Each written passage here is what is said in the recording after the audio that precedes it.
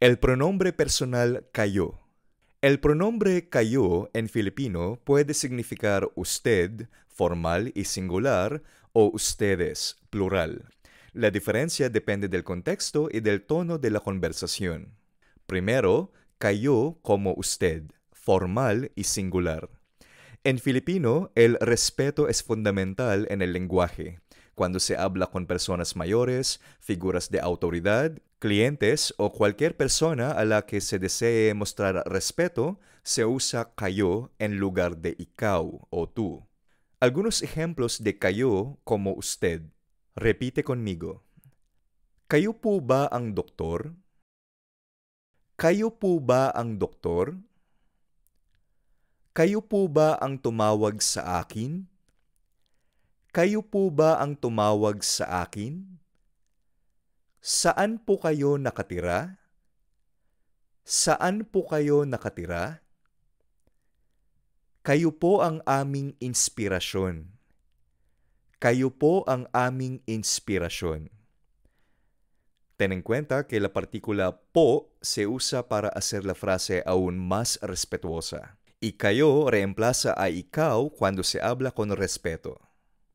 Ahora vamos a hablar sobre kayo como ustedes, plural. Cuando se habla con más de una persona, kayo equivale a ustedes. En este caso, no necesariamente implica respeto adicional, simplemente es la forma plural del pronombre. Algunos ejemplos de kayo como ustedes. Repite conmigo. Kayo ay mabubuting kaibigan. Kayo ay mabubuting kaibigan. Kayo ba ay pupunta sa party? Kayo ba ay pupunta sa party? Saan kayo pupunta? Saan kayo pupunta? Kayo ang nanalo sa laro.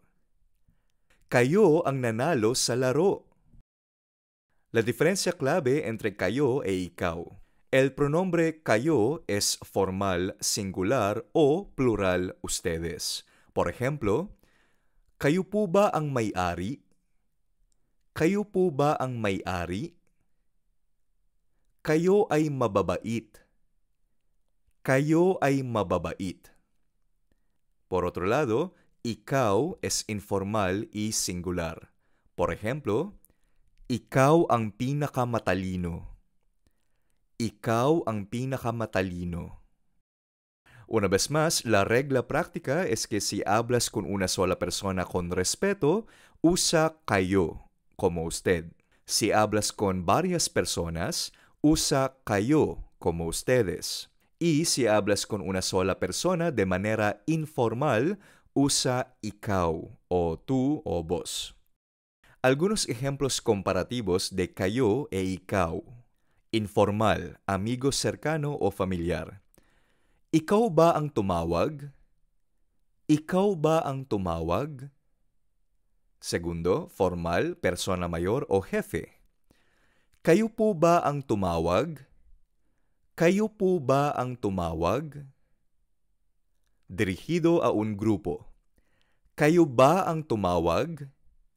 Kayo ba ang tumawag? Bueno, en resumen, kayo, como usted, se usa con respeto en lugar de ikaw. Kayo, como ustedes, se usa cuando se habla con varias personas. E ikaw se usa solo en situaciones informales con una persona.